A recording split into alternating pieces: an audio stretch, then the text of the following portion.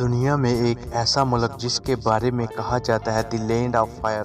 یہاں ایک ایسا پھول بھی پایا جاتا ہے جو پانچوں وقت اذان کی آواز سن کر کھل اٹھتا ہے۔ یہاں خام تیل سے غسل کیا جاتا ہے۔ لال شہباز قلندر کے نام سے شہرت پانے والے بزرگ سید عثمان مروندی بھی اس ملک کے گاؤں مروند میں پیدا ہوئے تھے۔ اس کا 95% رقبہ ایشیا میں اور 5% یورپ میں۔ ہم بتائیں گے اس سرزمین کے متعلق وہ باتیں جن سے لوگ نا آشنا ہیں۔ یہ سب جاننے کے لیے ویڈیو کو آخر تک دیکھنا پڑے گا۔ ناظرین، اردو OVS کی ویڈیو میں ایک بار پھر سے خوش آمدید۔ آذربائیجان، جس کا official name republic of Azerbaijan ہے، یہ نام فارسی اور ترکی زبان سے نکلا ہے۔ آذر کہتے ہیں آگ کو اور بائیجان حفاظت کرنے والی، یعنی آگ کی حفاظت کرنے والوں کا ملک۔ اس بات کی سب سے بڑی وجہ ہے کمانڈرز نے 550 قبل مسیح میں اس خطے پر فتح حاصل کی تھی، اور اس کی وجہ سے یہاں مجوسی یعنی آگ کے بیچاری مذہب کے ماننے والوں کی ترویج ہوئی، جس کی جھلک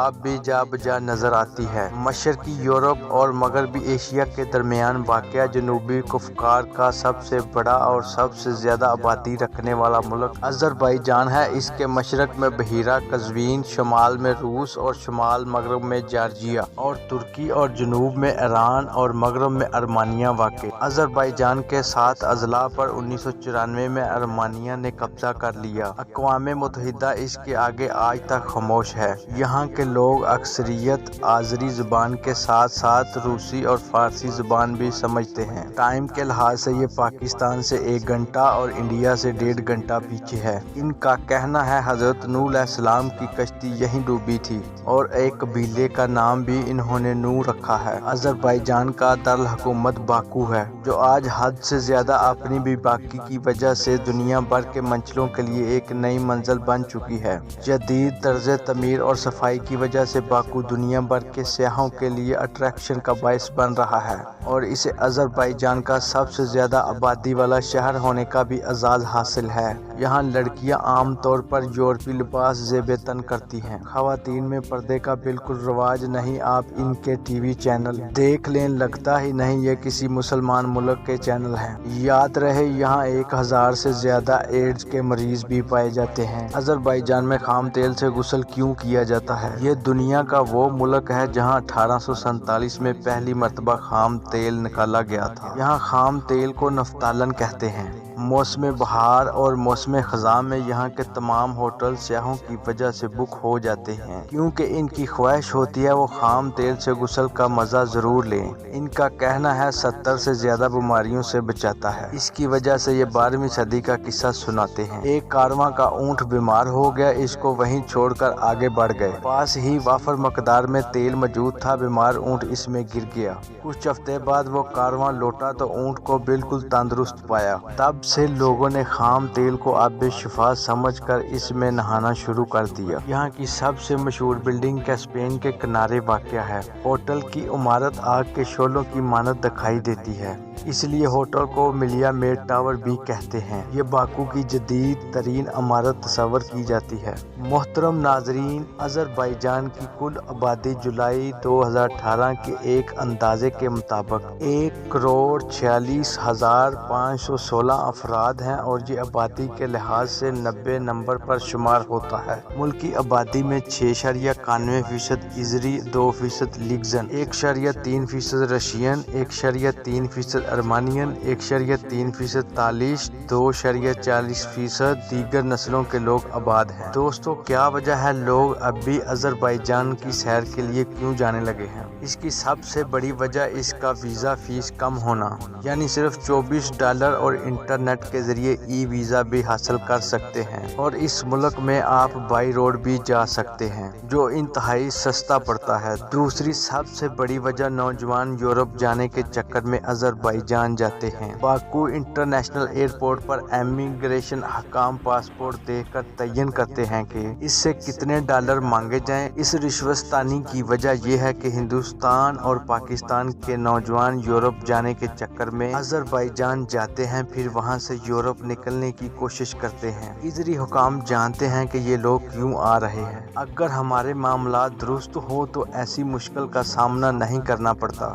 آذربائیجان کے کسی بھی بشیر باشندے کو آپ ملے تو اس کی وضاحت اور گفت و شنید سے آپ کو مسلم ہونے کا تاثر نہیں ہے۔ شہر کے فٹ پاتھ پر چلتے ہوئے یا زیر زمین میٹرو ٹرین کے اسٹیشن پر جاتے ہوئے آپ کو جگہ جگہ شراب کے ٹھیلے نظر آئیں گے۔ یہاں شراب پانی کے بہاؤ بکتی ہے اور سرے بازار کھلے آسمان تلے رقص و سرور کا انتظام ہوتا ہے، اور شراب خانوں میں نوجوان لڑکیوں کا ناچنا ایک مکمل انڈسٹری کی صورت اختیار کر چکے ہیں۔ کچھ ایسے پاکستانی انڈین بھی نظر آتے ہیں جو ماؤں اور بہنوں کا زیور بیچ کر تو کوئی زمین کے ٹکڑے اور مال مویشی بیچ کر اس لیے آذربائیجان آتے ہیں کہ رزق حلال کما کر لائیں گے، مگر انہیں وہاں سے کئی حسینوں کی زلفوں کا اسیر دکھا۔ خواتین دکانیں چلاتی ہیں اور کاروبار کرتی ہیں۔ کھانا پینا اور طرز زندگی 100% روسیوں والا ہے۔ اس ملک کا نظام حکومت نیم صدارتی اور آئین کے مطابق اسلامی ملک نہیں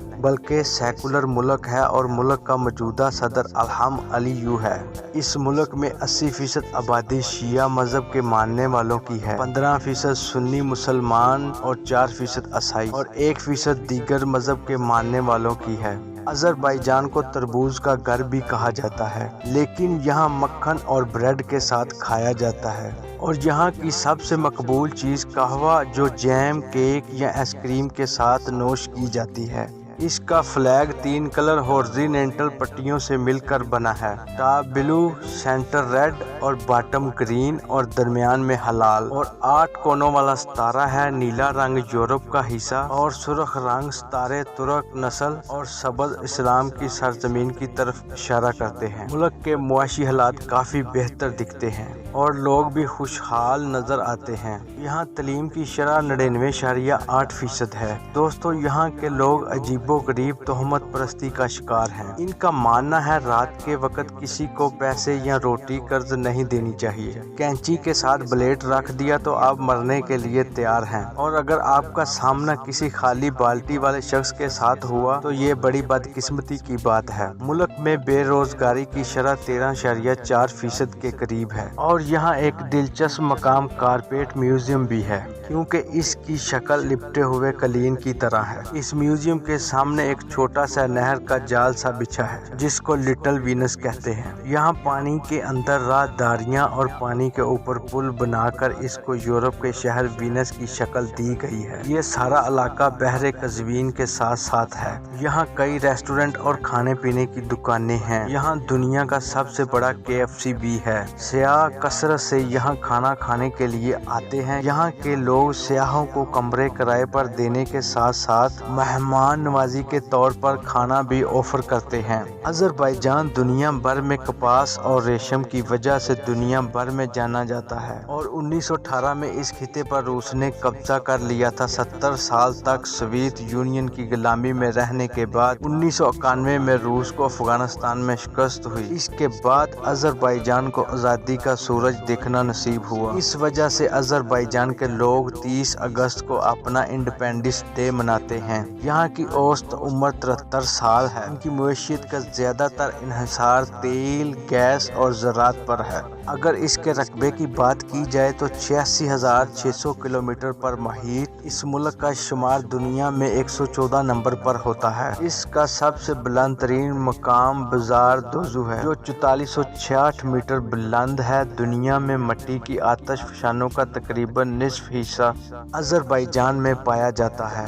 ملک میں آفیشل نان آفیشل 30 ایئرپورٹ ہیں، 2 ایئر لائن اور 35 ایروپلین رجسٹرڈ ہیں، جن پر سالانہ تقریباً 19 لاکھ کے قریب مسافر سفر کرتے ہیں، اور ملک میں 3000 کلومیٹر پر ریلوے لائن بھی موجود ہے۔ ملک کی سب سے بڑی باقی بندرگاہ ہے، باقی بندرگاہ جس کے ذریعے آئل کی ترسیل کی جاتی ہے۔ باقی میٹرو میں ٹیکسی کے ذریعے آپ ملک کے طول و عرض میں سفر کر سکتے ہیں، لیکن کرایہ پہلے ہی طے کرنا بہتر ہے۔ آذربائیجان کا موسم کم سے کم -33 ڈگری اور زیادہ سے زیادہ 46 ڈگری ریکارڈ کیا گیا ہے۔ کچھ دیہاتی ازری ابھی تک قبل از اسلام توہم پرستانہ عقیدوں کو مانتے ہیں۔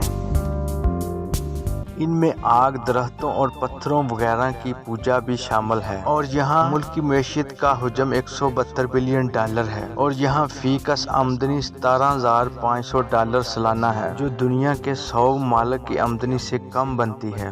شہر میں زیر زمین ریل کا نظام پہلے سے موجود ہے اور اسے مزید وسعت دی جا رہی ہے۔ ادھری کرنسی کا نام منت ہے، جو پاکستانی 86.95 روپوں اور انڈین 41.26 روپوں کے برابر ہے۔ اس کی کرنسی، سائز، کلر اور فانٹ میں یورو برابر ہیں۔ آذربائیجان میں نورداغ ایسی آگ کی دیوار ہے جو پچھلی کئی دہائیوں سے جل رہی ہے۔ اس کا ذکر 13ویں صدی میں مارکو پولو نے بھی کیا تھا۔ آذربائیجان سالانہ $15.15 ارب کی ایکسپورٹ اور $9 ارب کی امپورٹ کرتے ہیں۔ ملک میں ہر شخص کے پاس موبائل ہے اور ملک کی 80% آبادی انٹرنیٹ کا استعمال کرتی ہے۔ ملک میں گاڑیاں سڑک کے دائیں طرف چلتی ہیں اور سٹیئرنگ لیفٹ ہینڈ ہوتا ہے۔ ملک کا ڈائلنگ کوڈ +994 ہے اور انٹرنیٹ ڈومین نیم ایزی ہے۔ ملک کے رقبے میں 30 مربع کلومیٹر کے لگ بھگ جزائر بھی شامل ہیں، جو بحیرہ قزوین میں شامل ہیں۔ امید ہے اردو OVS کی یہ ویڈیو بھی آپ لوگ بھرپور لائک اور شیئر کریں گے۔ آپ لوگوں کے پیار بھرے کمنٹ کا بے حد شکریہ۔ ملتے ہیں اگلی شاندار ویڈیو میں۔